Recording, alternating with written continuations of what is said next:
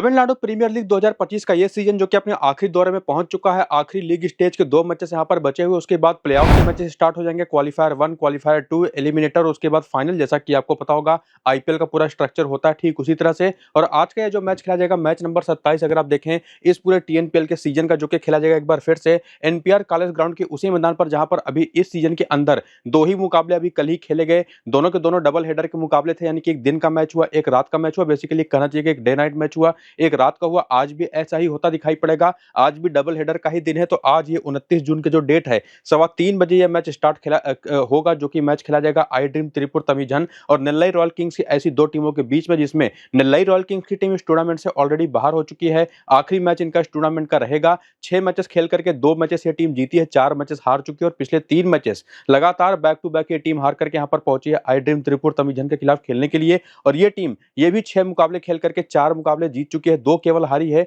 और उसमें से पिछले 3 मुकाबले 2 बार 7-7 विकेट से, 1 बार 9 विकेट से वन साइडेड जीत करके यहां पर पहुंची है। तो अच्छा खासा मोराल इनका होगा। ये टीम प्लेऑफ के लिए क्वालिफाई कर भी चुकी है, पॉइंट्स टेबल में नंबर 2 पर है। ये मैच अगर टीम जीत जाती तो इनका पॉइंट्स टेबल में नंबर 2 पर रहना काफी हद तक तय हो जाएगा। तो इनको निश्चित तौर पर क्वालिफायर 1 मैच खेलने का मौका मिलेगा, पॉसिबली सीएसजी की टीम के खिलाफ, जिसकी वजह से टॉप 2 में होने की वजह से आपको पता ही होगा 2 मौके मिलते हैं फाइनल में पहुंचने के लिए। तो आज का जब ये मैच तीसरे मैच के रूप में इस ग्राउंड पर, एनपीआर कॉलेज ग्राउंड के मैदान पर इस सीजन का खेला जाएगा, तो 2 मैचेस जो कल खेले गए, जिसमें हमने देखा बहुत सारी बाधाएं आई। पहले मैच के अंदर बारिश की वजह से टॉस भी डिले हुआ, उसके बाद किसी तरह से मैच स्टार्ट हुआ तो एसएमपी की टीम यानी कि सीचे मदुरई पैंथर्स की टीम ने पहले बैटिंग करते 156 रन बनाए 7 विकेट के नुकसान पर। जहां पर हमको देखने को मिला जो पिच थी उसमें लाल और काली दोनों तरीके की मिट्टी मिक्स की हुई थी और अच्छी खासी लेयरिंग भी थी ग्रास की, जिसका फायदा तेज गेंदबाजों को शुरुआत में मिलता दिखाई पड़ा था। हालांकि सीचे मदुरई पैंथर्स की टीम ने उसके बावजूद, जबकि पावर प्ले में उन्होंने 60 रन के स्कोर पर 2 विकेटें जो टोटल गंवाई,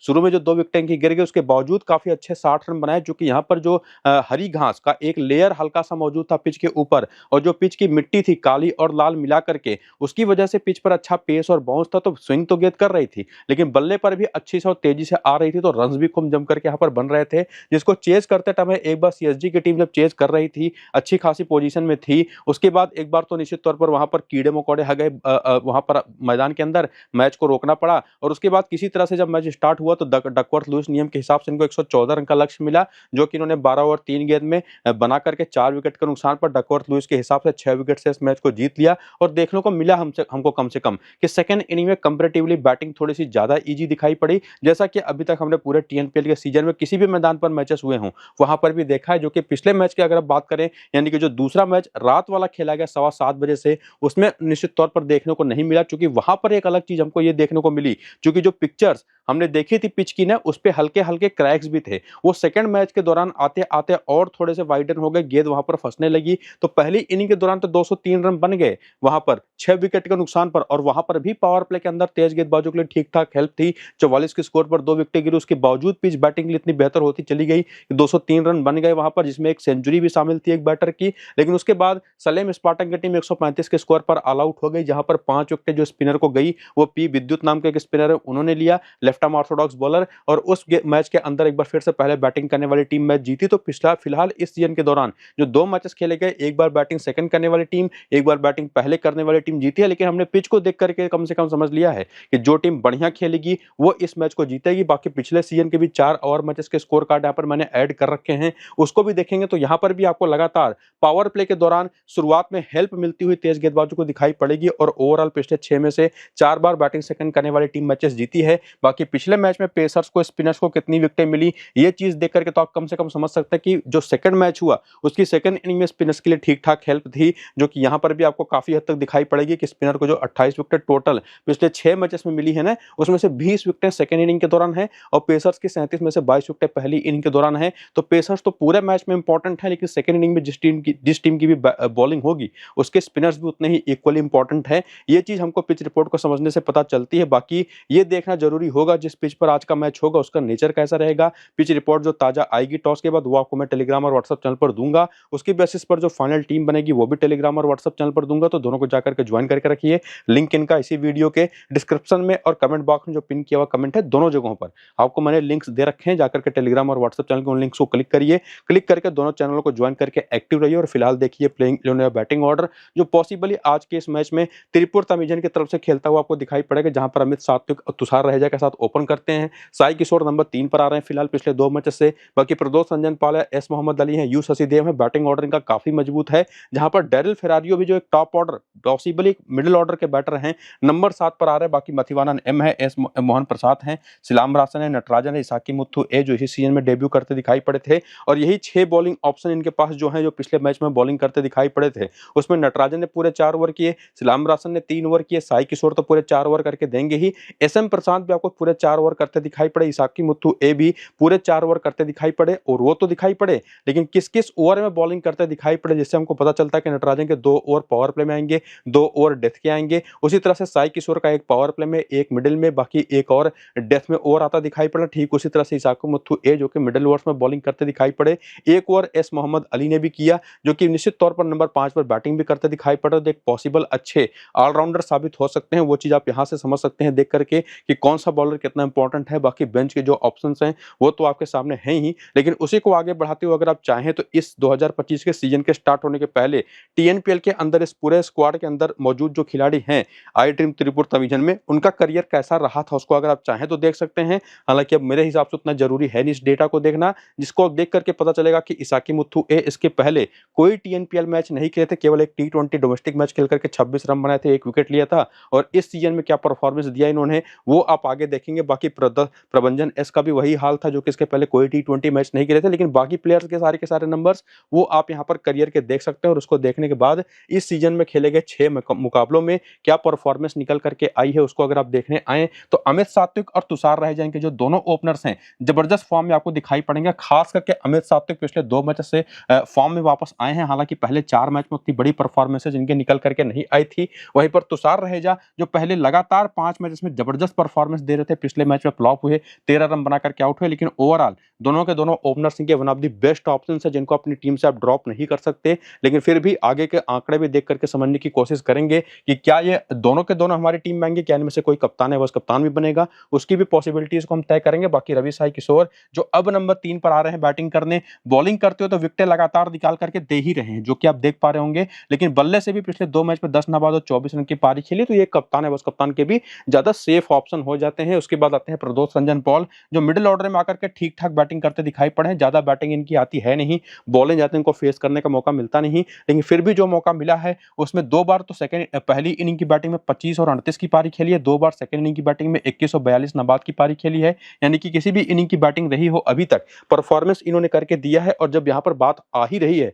पहली इनिंग और सेकंड इनिंग की, तो वो भी चीज समझ लीजिए कि यहाँ पर जो ये इंडिकेशन लगा हुआ है ना, पहली इनिंग का ये इंडिकेशन है, जहां जहां पर आपको सिंगल इन्वर्टेड कॉमा लगा हुआ दिखाई पड़े, बल्लेबाजों के रनों के साथ या बॉलर्स के विकेटों के साथ भी अगर आपको दिखाई पड़े, जैसे फॉर एग्जांपल मथिवानन एम जो लेफ्ट आर्म ऑर्थोडॉक्स बॉलर हैं, अभी तक के इस सीजन के दौरान 3 बार इनको बॉलिंग का मौका मिला है, जिसमें एक बार पहली इनिंग की बॉलिंग में 3 विकेट चटकाई, 2 बार सेकंड इनिंग की बॉलिंग में कोई विकेट नहीं मिला। और ठीक उसी तरह से अगर आप देखें, जैसे सिलाम रासन का ठीक ठाक आपको सैंपल साइज देखने को मिल जाएगा। इस सीजन के दौरान अपनी टीम के लिए 6 के 6 मैचेस खेले, पहली इनिंग की बॉलिंग के दौरान यहाँ पर 1 wicket, 2 wicket, 1 wicket, 0 wicket, second inning की बॉलिंग के दौरान 2 विकेट और 1 विकेट, मतलब मैटर करता नहीं, किसी भी इनिंग में से बॉलिंग करा लीजिए, इन्होंने सफलता निकाल करके दी है। ठीक उसी तरह से नटराजन के भी नंबर्स देखें तो इन्होंने सेकंड इनिंग की बॉलिंग के दौरान, पहली इनिंग की बॉलिंग के दौरान दोनों जगह पर सफलता निकाल करके दी है। सिमिलरली अगर आप यहाँ पर इसाकी मुथु ए के भी नंबर अगर आप देखेंगे ना, तो केवल एक बार इन्होंने सेकंड इनिंग की बॉलिंग करी है जहां पर विकेटें नहीं मिली, लेकिन बाकी सभी मैचेस में इन्होंने पहली इनिंग की बॉलिंग करी है,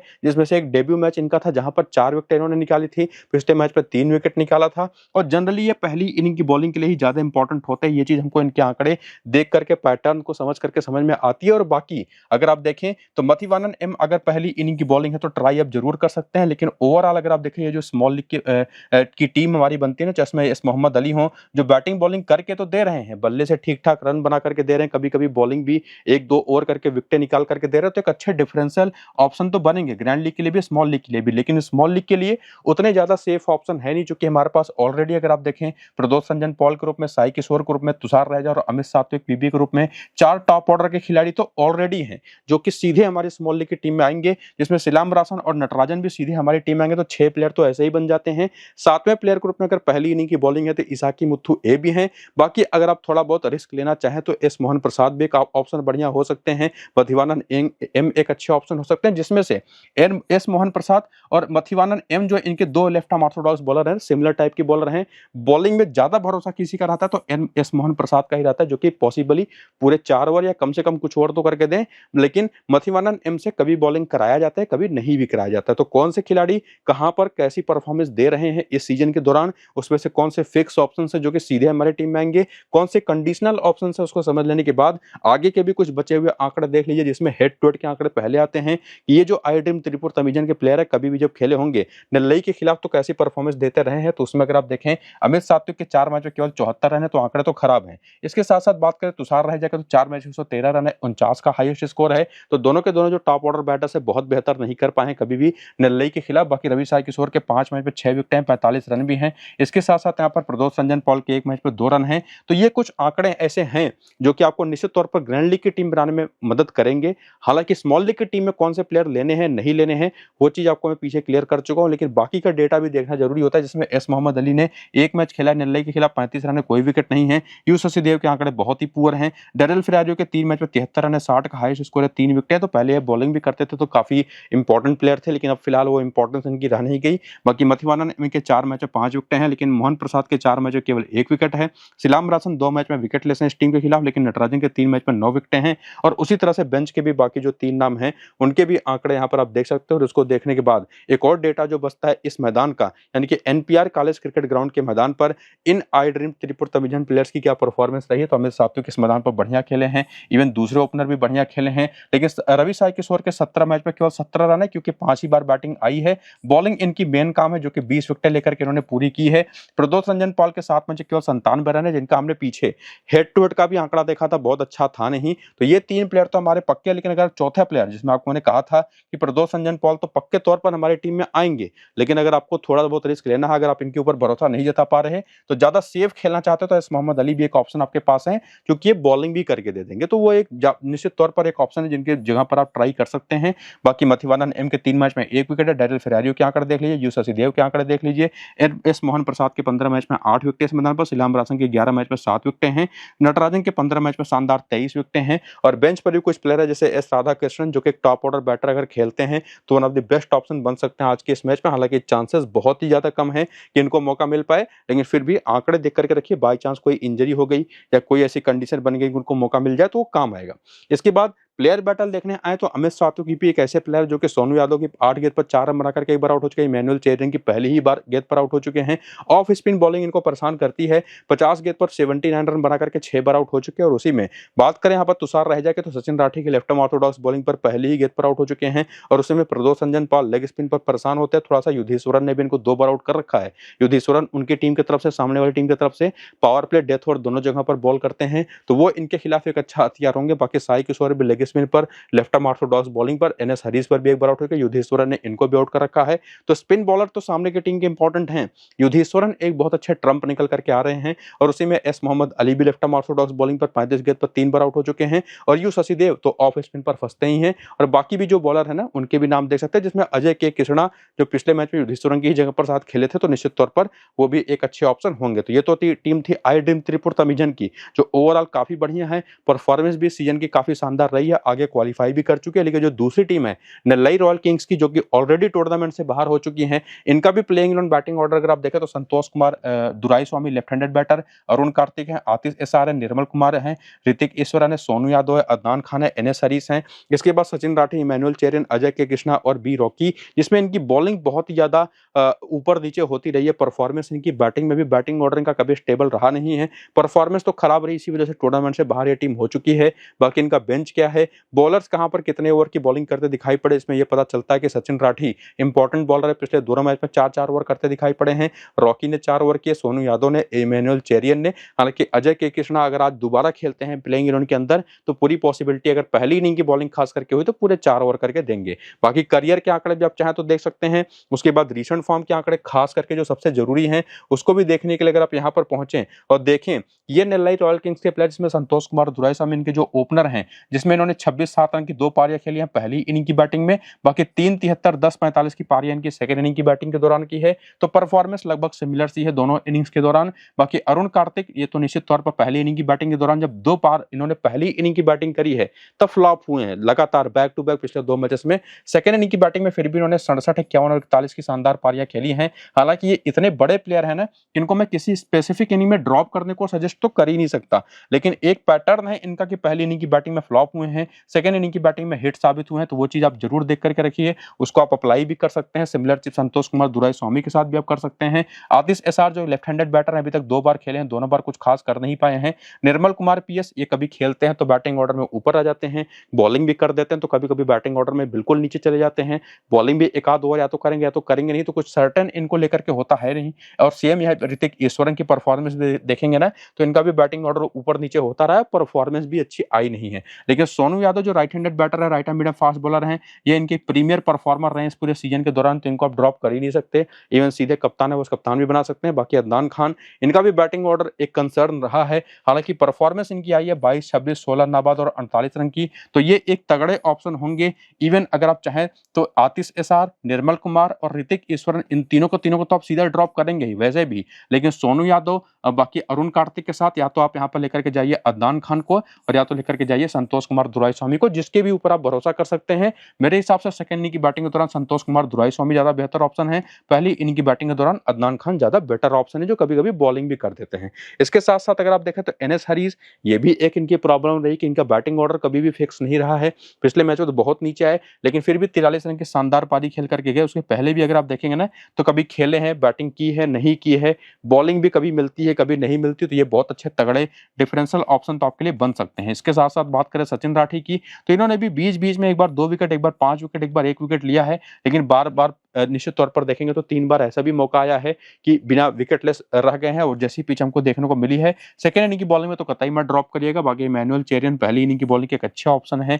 नंबर्स आपके सामने, परफॉर्मेंस काफी एवरेज है। अजय के कृष्णा भी पिछले मैच में 1 विकेट सेकंड इनिंग की बॉलिंग के दौरान लेकर के गए थे। बाकी भास्कर रॉकी 4 मैचेस खेले हैं, 5 विकेट, एक बार केवल विकेटलेस हैं, ये भी अच्छे परफॉर्मर साबित हुए हैं जब बॉलर। और बाकी भी जो प्लेयर्स में वीर ईश्वरन अगर खेलते हैं तो इनके बारे में आपको मैंने पीछे भी डिस्कस किया था कि पावर प्ले, डेथ ओवर दोनों जगह पर बॉल करते हैं। केवल एक बार ये फ्लॉप हुए थे, बाकी 3 मैचेस में 5 विकेट इन्होंने निकाली थी, तो ये भी एक शानदार ऑप्शन बन सकते हैं। बाकी देखना पड़ेगा क्या प्लेइंग 11 ये टीम खिलाती है, जो कि निश्चित तौर पर इनके लिए मैच एक फॉर्मेलिटी ही है, तो वो चीज हमको देखना जरूरी होगा। बाकी हेड टू हेड के भी आंकड़े देख लीजिए, परफॉर्मर के तौर पर कौन से प्लेयर हमारी टीम में आएंगे तो आपको मैं एक्सप्लेन कर ही दिया है। संतोष कुमार दुराईस्वामी इस टीम के खिलाफ, यानी कि आई ड्रीम त्रिपुर तमिजन के खिलाफ एक मैच केवल 8 रन है। अजय अरुण कार्तिक के 7 मैच 182 रन है, 36 का एवरेज है। एक मैच पे 46 रन निर्मल कुमार पीएस के हैं। ऋतिक ईश्वरन के 3 मैच में 88 रन है, 59 का हाईएस्ट स्कोर है, तो परफॉर्मेंस इनकी ठीक ठाक है। बाकी सोनू यादव 5 मैच 88 रन है, 6 विकेट हैं। और एक चीज ध्यान में रखिएगा कि ऋतिक ईश्वरन एक ऐसे प्लेयर है जो कि ग्रैंड लीग में ट्राई किए जा सकते हैं, इवन निर्मल कुमार भी। और साथ ही साथ एनएस हरीश तो स्मॉल लीग के लिए भी एक अच्छे डिफरेंशियल ऑप्शन है, जिनके आंकड़े 4 मैच 4 विकेट 8 रन है। अदनान खान कुछ खास कर नहीं पाए टीम के खिलाफ, लेकिन सचिन राठी की एक मैच पर 3 विकेट है। और ऑलरेडी आपको मैं बता चुका हूं कि सेकंड इनिंग की बॉलिंग में तो ड्रॉप भी कतई नहीं करना है, पहली इनिंग की भी बॉलिंग में आप ट्राई कर सकते हैं। बाकी अजय के कृष्णा के 2 मैच में 2 विकेट है, इमैनुअल चेरियन की 1 मैच में 1 विकेट है। और बाकी के प्लेयर्स की परफॉर्मेंस हेड टू हेड में खास करके वो तो आप यहाँ पर देख ही पा रहे होंगे। और एक बात तो क्लियर हो रही है कि त्रिपुर तमिजन की टीम में फेवरेट दिखाई पड़ती है आज के इस मैच के लिए। बाकी वेन्यू के आंकड़े अगर आप देखने आएंगे तो यहाँ पर संतोष कुमार के 2 मैच में 49 रन है, लेकिन अरुण कार्तिक का अगर आप देखें तो परफॉर्मेंस जबरदस्त है इस मैदान पर, 47 का बैटिंग एवरेज है, वो भी अच्छा खासा sample size. Nirmal Kumar PS इसी मैदान पर 1 मैच में 46 रन बना चुके हैं। ऋतिक ईश्वरन के भी नंबर्स काफी खराब हैं। सोनू यादव के तो 11 मैच में 14 विकेट हैं, लेकिन बल्ले से केवल 71 रन है। एनएस हरीश यहाँ पर बेहतर करते दिखाई पड़े हैं, 7 मैच में 7 विकेटों के साथ। यहाँ पर अजय कृष्णा के नंबर्स काफी अच्छे हैं, 3 मैच में 5 विकेटों के साथ। और बाकी नंबर्स तो आपके सामने हैं ही जिसको आप देख पाएंगे। लेकिन ये बात क्लियर करने के बाद कि कौन से परफॉर्मर्स हैं, कौन कब हमारी टीम में आएंगे, बाकी के आंकड़े देख लेने के बाद बैटर्स की कमजोरियों को भी देखें प्लेयर बैटल के अंदर, तो आपको पता चलेगा कि अरुण कार्तिक एक ऐसे प्लेयर हैं जो नटराजन पर, बी सूर्या पर, मथिवानन एम पर या एस मोहन प्रसाद पर विकेटें तो देते रहे हैं, डेरिल फिरारियो पर भी एक बार आउट हो चुके हैं। ओवरऑल स्पिन पर इनको थोड़ी बहुत दिक्कत होती है, पेस अच्छा खेलते हैं। संतोष कुमार दुराईस्वामी, एस मोहन प्रसाद, एस मोहम्मद अली यानी कि स्पिन बॉलिंग दोनों पर आउट हुए हैं सस्ते में। ऑफ स्पिन पर ओवरऑल अच्छी परफॉर्मेंस इनकी है भी नहीं। बाकी निर्मल कुमार पीएस, नटराजन की तीसरी ही गेंद पर आउट हो चुके हैं। आतिश एसआर का कोई आंकड़ा आपको देखने को मिलेगा नहीं। और बाकी की जो बैटर है, चाहे सोनू यादव हो, चाहे वो एनएस हरीश हो, चाहे ऋतिक ईश्वर ने, स्पेसिफिकली लेग स्पिन बॉलिंग इनको परेशान करती है और लेफ्ट आर्म ऑर्थोडॉक्स बॉलिंग, तो वो चीज आपको ध्यान में रखनी है। बाकी नटराजन तो गेम में आते ही हैं। और आज के इस मैच में जबकि आई ड्रीम त्रिपुर तमिजन की टीम सबसे बेस्ट दिखाई पड़ रही जीतती हुई, तो उन्हीं की टीम की तरफ से तुषार रहेजा और साथ ही साथ रवि साई किशोर भी एक ऑप्शन है, जो वन ऑफ द बेस्ट कप्तान है, बस कप्तान के ऑप्शन बनते दिखाई पड़ रहे हैं। बाकी सोनू यादव तो हैं ही एक सबसे सेफ ऑप्शन, लेकिन तुषार रहेजा की जगह पर या तो अब रवि साई किशोर को भी ट्राई कर सकते हैं। इवन अमित सात्विक भी एक नाम है, अरुण कार्तिक भी एक नाम है, लेकिन ये सारे ग्रैंड लीग के ऑप्शन है। ज्यादा सेफ मेरे हिसाब से रवि साई किशोर होंगे। तो रवि साई किशोर और सोनू यादव का बेस्ट कॉम्बिनेशन है स्मॉल लीग के लिए। बाकी तीनों के तीनों डिफरेंशियल ऑप्शंस आपको ग्रैंड लीग में ट्राई करे जा सकते हैं, अलग अलग टीमों के कप्तान है, बस कप्तान के रूप में। बाकी अभी के लिए आप चाहें तो इस 3 विकेट कीपर, 2 बैटर, 1 ऑलराउंडर और 5 बॉलर वाली टीम को बना लीजिए, स्मॉल लीग की टीम के रूप में सेव कर लीजिए। बाकी फाइनल टीम आपको मैं टेलीग्राम और व्हाट्सएप पर दूंगा, लिंक इनका इसी वीडियो के डिस्क्रिप्शन में और कमेंट बॉक्स में जो पिन कमेंट है वहां पर ऑलरेडी दे रखा है, तो जाकर के ज्वाइन हो जाइए टेलीग्राम और व्हाट्सएप चैनल पर। बाकी वीडियो पूरा देख लीजिए। ये इस वीडियो को यहाँ पर करेंगे खत्म, चलते हैं, नमस्कार।